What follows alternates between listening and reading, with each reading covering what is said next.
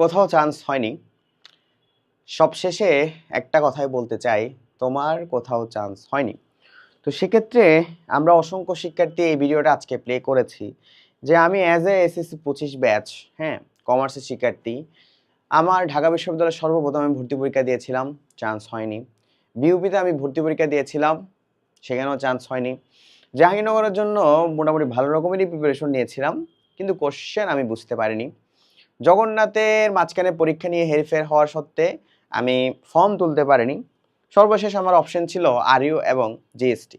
So আরইউর জন্য আমি এবং জিএসটির জন্য একটা ভালো রকম প্রিপারেশন নিয়েছিলাম, কিন্তু আলটিমেটলি আরইউতে আমার পজিশন অনেক দূরে এসেছে এবং জিএসটিতে আমার সর্বশেষ রেজাল্ট এসেছে 50।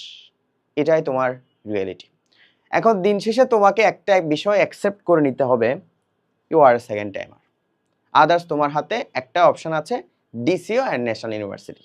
এখন তুমি কি সেকেন্ড টাইমার দিয়ে ভিউপিতে চান্স পাইতে চাও, আরইউতে চান্স পাইতে চাও, জেএনইউতে চান্স পাইতে চাও, সিইউতে চান্স পাইতে চাও, নাকি সর্বশেষ এনইউ এবং ডিসিইউতে নিজেকে রাখতে চাও? Depends on you. তো আমরা সেকেন্ড টাইমার হওয়ার কারণে আমাদের অলরেডি যে সকল প্রেশার অলরেডি মাথার মধ্যে ঘুরপাক খাইতেছে, এক নাম্বার হচ্ছে ভাইয়া ফ্যামিলি প্রেশার। তোর দ্বারা কিচ্ছু হবে না, তুই কিচ্ছু পারবি না, এই কথাটা আমরা মোটামুটি সবার থেকে শুনে আসছি এবং ফ্যামিলিতে প্রতিনিয়ত এই কথা আমাদেরকে শোনাচ্ছে। অনেকগুলো প্রায় 10 থেকে 15,000 টাকা শুধু ফর্মই তুলেছি, কিন্তু কোনো জায়গায় চান্স হয়নি। 20 থেকে 30,000 টাকা অ্যাডমিশন প্রিপারেশন নিয়েছিলাম, কোনো জায়গায় চান্স হয়নি। ফার্মগেটে এসে 1 লক্ষ টাকার কোচিং করেছি, চট্টগ্রাম, ঢাকা, যশোর এই সকল জায়গা থেকে এসে ফার্মগেটে এসে কোচিং খরচ দিয়েছি 1 লক্ষ টাকা, no value added.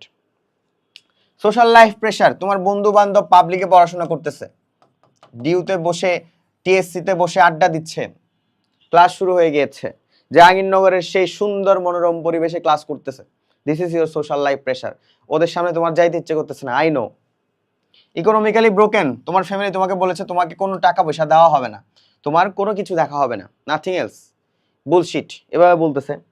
Mentally, physically সব দিক দিয়ে তুমি একটা লাইনে দাঁড়ায় আছো, ব্রোকেন, নাথিং এলস। কোনো স্পিরিট পাচ্ছ না, মনে হচ্ছে লাইক এ হেল, হ্যাঁ, সবকিছু গিভ আপ করে দিয়েছো। সো এসএসসি 25 ব্যাচের কমার্সের শিক্ষার্থীদের অসংখ্য শিক্ষার্থী, বাংলাদেশে তো পাবলিক ইউনিভার্সিটির সব মিলাই, এই যে আরইউ তারিউ সব মিলাই ধরো সিট আজ সংখ্যা আছে ধরো 4 থেকে 4,000 মতন, হ্যাঁ, এই সব মিলাই, হ্যাঁ, 4 থেকে 5,000 মতন।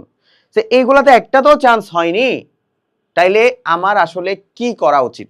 অ্যাজ এ সেকেন্ড টাইমারের দৃষ্টিকোণ থেকে তোমাকে ভাবতে হবে যে আমি এখন সেকেন্ড টাইমার, আমি যদি আমার স্বপ্নের পাবলিক বিশ্ববিদ্যালয়ে চান্স পাইতে চাই, যেমন গুচ্ছের যে 24টি বিশ্ববিদ্যালয় আছে, আরইউ আছে, জেইউ আছে, জেএনইউ আছে, বিউপি আছে, সিইউ আছে এবং সর্বশেষ তোমার অপশন ডিসিইউ আছে, ঠিক আছে?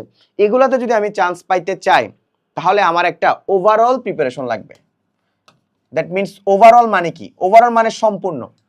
হ্যাঁ, তুমি ইন্ডিভিজুয়ালি তোমার ওই টাকা নাই যে তুমি জিএসটির জন্য একটা কোর্স কিনবা, তুমি ওই টাকা নাই যে তুমি আরইউর জন্য একটা কোর্স কিনবা, তোমার ওই টাকা নাই যে তুমি বিউপি এফবিএস এর জন্য একটা কোর্স কিনবা, এত কস্টলি, তোমার ওই টাকা নাই যে তুমি যে সেন্ট্রাল ইউনিভার্সিটির জন্য একটা কোর্স কিনবা।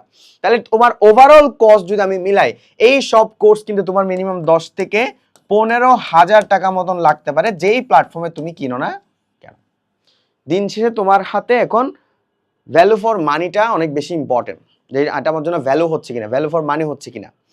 দেখো, আমরা এই কোর্সের সবগুলো কোর্স মিলিয়ে আমরা একটা কোর্স বানিয়েছি, যেখানে বিউপি, এফবিএস, সিইউ, সিইউনিট, হ্যাঁ, central university, GST, RU, JNU প্রত্যেকটার জন্য আমরা কোর্স দিয়ে দিচ্ছি, প্লাস কিছু তোমাদেরকে ফাউন্ডেশন স্ট্রং করার জন্য বাংলা, ইংরেজি, হিসাব বিজ্ঞান, ব্যবস্থাপনা, হ্যাঁ, ফিনান্স, মার্কেটিং এর ফাউন্ডেশন ক্লাস দিয়ে দিচ্ছি। তাহলে আর কি লাগে?